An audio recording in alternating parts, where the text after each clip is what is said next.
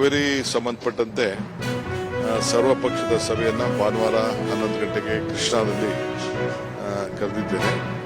ನಮ್ಮೆಲ್ಲ ಮಾಜಿ ಮುಖ್ಯಮಂತ್ರಿಗಳಿಗೆ ಮತ್ತು ಆ ಭಾಗದ ಸಂಸತ್ ಸದಸ್ಯರುಗಳಿಗೆ ಎಲ್ಲ ಕೂಡ ಮತ್ತು ಎಲ್ಲ ಪಕ್ಷದ ನಾಯಕರುಗಳಿಗೆ ಫ್ಲೋರ್ ಲೀಡರ್ಸ್ಗೆ ಕೂಡ ನಾವು ಆಹ್ವಾನವನ್ನು ಕೊಟ್ಟಿದ್ದೇವೆ.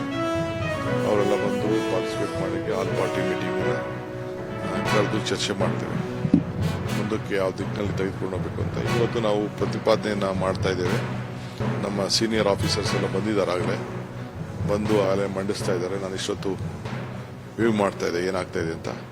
ಅದಕ್ಕೆ ಸಂಬಂಧಪಟ್ಟಂತೆ ನಾನು ಎಲ್ಲ ನಮ್ಮ ಸಂಸತ್ ಇಲ್ಲಿರೋಂಥ MPs ಮತ್ತು ಜೋಶಿ ಸಾಹೇಬರು ಮತ್ತು ಸೋಮಣ್ಣವರ ಆದಿಯಾಗಿ ಜಗದೀಶ್ ಶೆಟ್ಟರು ಮತ್ತು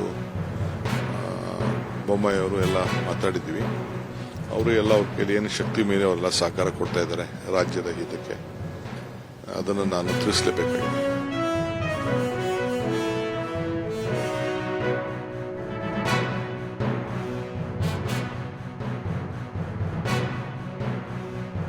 Comment on all those things. We don't want to fight each other. There is a law of the land. Let us respect each other. Let us respect the sentiment of all of them. It is a country at one.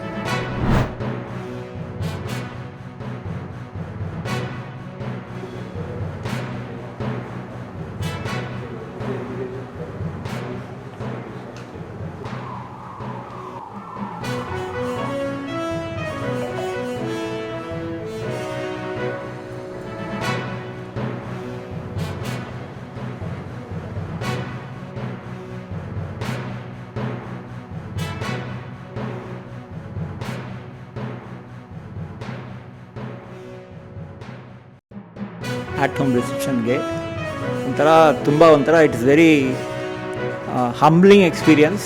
I really feel very honoured that the government of India and the president has invited me to attend this at-home reception.